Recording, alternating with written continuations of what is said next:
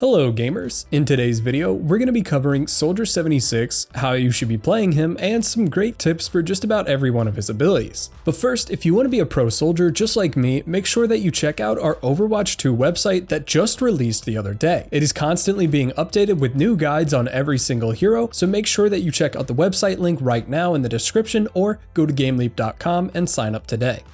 First off, let's talk about Soldier's Sprint, which I personally think is the best ability in his whole kit. Sprint has no cooldown and allows you to gain 50% increased movement speed until you stop moving again. You're going to be using Sprint religiously as a Soldier player. Whether it's running out of spawn, repositioning, or running down an enemy, Sprint is your new best friend and should be used anytime that you're not shooting pretty much. Sprint can allow you to not only dodge enemy shots, or maybe if a Genji dashes at you, you put your heel pad on the ground and then just sprint around in a circle, making it literally impossible for him to hit you. Sprint can be used in so many different ways, and you're gonna just have to figure it out by testing your limits as Soldier whenever you possibly can. Next up, his gun really doesn't do anything special other than have a slight vertical recoil. This means that you only have to pull down when you're shooting, and you don't have to master a recoil pattern like in any other game. If you can deal with his recoil, his gun shoots extremely accurately, and even though it does have a damage fall off starting at about 20 meters, you should easily be able to melt enemies from a range if they aren't paying attention. Helix rockets are Soldier's main burst tool. They deal up to 120 damage on a direct hit and from 40 to 80 damage if you're only hitting it with splash damage. Now, one thing you really have to worry about with these is the splash damage that they deal to you. While it's only about 20 to 40 damage depending how close the enemy is to you, you can accidentally kill yourself if you shoot the ground too close to you and maybe a tracer's there. There is a lot of situations where you might accidentally damage yourself with your rockets, but it shouldn't be too much of an issue. One of the cooler things you can do against tracer players is if you get up in their face as they're trying to duel you, all you have to do is hit one rocket on them plus a melee to actually kill a tracer. Because it deals 120 damage on a direct hit plus a melee dealing 30 damage, that is all of Tracer's health bar, and 99% of the time the Tracer will not be able to react in time. Another really easy way to get rid of Tracers is just by shooting Helix at their feet, and they'll most of the time use their recall if it deals any damage to them whatsoever. Then you should just be able to use your gun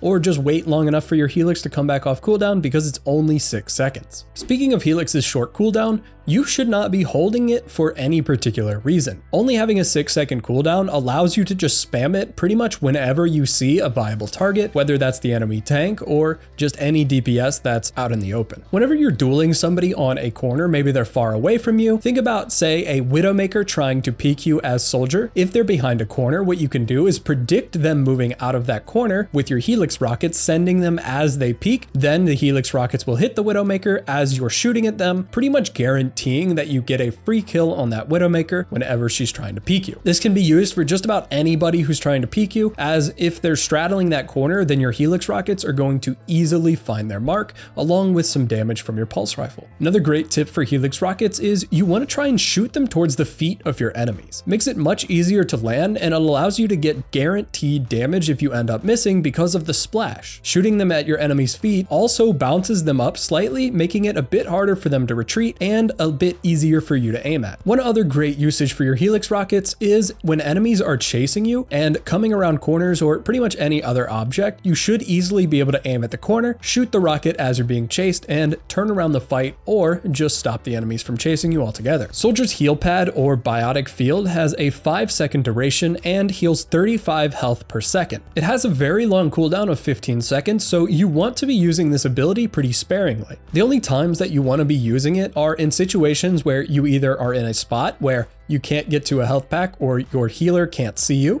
or whenever multiple people on your team are getting low HP, you can set it down to heal a few people at once. This is actually really great because it adds up for Soldier's ultimate charge if you heal your teammates. So make sure you're taking advantage of trying to heal multiple teammates at once, maybe your supports or just your tank and a few DPS next to him, and you can easily charge up your ultimate very quickly with that. Lastly, his tactical visor gives you a literal aimbot within the giant circle that's on your screen. This is a very strong ability, especially when the enemy team is not positioned near any cover. But if the enemies can easily retreat or go behind cover, you need to be very careful about where you're using your visor. Make sure that you're not too far away from your enemies, as the damage fall off still applies, and even though you might have aimbot, if an enemy's being healed and they're very, very far away, chances are you're not going to be dealing nearly enough damage to actually finish them off. So you need to be somewhat close to your enemies, maybe a high ground above them. Then you can use your ultimate combined with any other team ultimates to easily wipe the enemy team. In his ultimate, his reload speed is greatly increased, and whenever his ultimate is used, it instantly reloads his gun. One good tip when using your visor is you can press the visor and your biotic field at the exact same time. This should be a common usage, and it allows you to get that biotic field down immediately as you're doing the animation for your ultimate, which means that you don't have to waste time not shooting to place down your biotic field if the enemies turn to focus you whenever you use your ult. Alright, now let's talk about some playstyles now. Soldier has two main playstyles. One is heavily flank based, and the other is to play near his team and provide AoE healing as well as big damage on the front line, trying to burst down tanks or any DPS that gets too close. Now, most of the time, if you're playing this frontline playstyle where you're playing mostly near your supports and just fighting whoever's in the front of you, dealing as much damage to the enemy tank as possible, you actually want to do some flanks during this because of your sprint allowing you to easily run around the map and any other short flanks possible. You should be exposing these avenues and trying to flank very short flanks during mid-fight. If you notice, for example, the enemy Ana just sitting there healing her team in the back line and you can't really get to you while you're on the front line near your tank, run to a side flank, maybe a little bit of an off angle, try and hit a helix on her,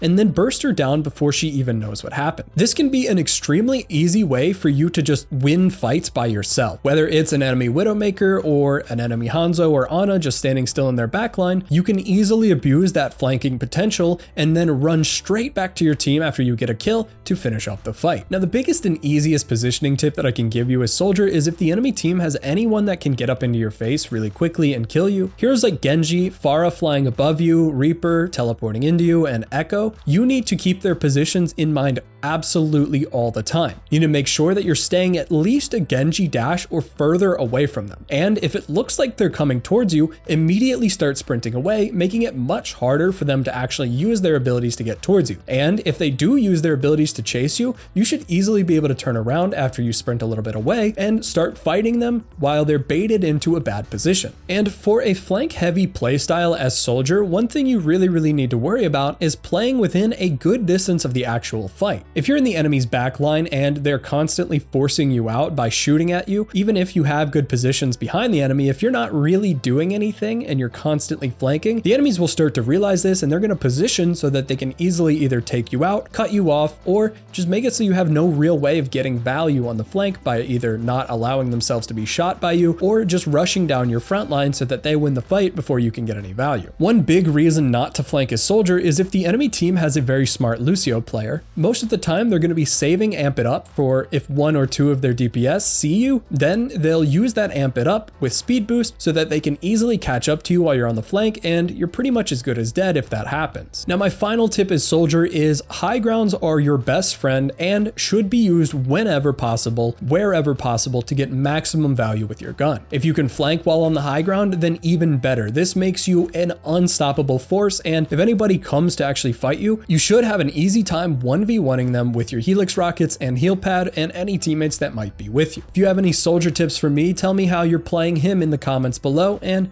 any cool things that you've done with Soldier. Thank you all for watching, and I will see you in the next video. Make sure that you check out our Overwatch 2 website that just released the other day. It is constantly being updated with new guides on every single hero, so make sure that you check out the website link right now in the description or go to GameLeap.com and sign up today.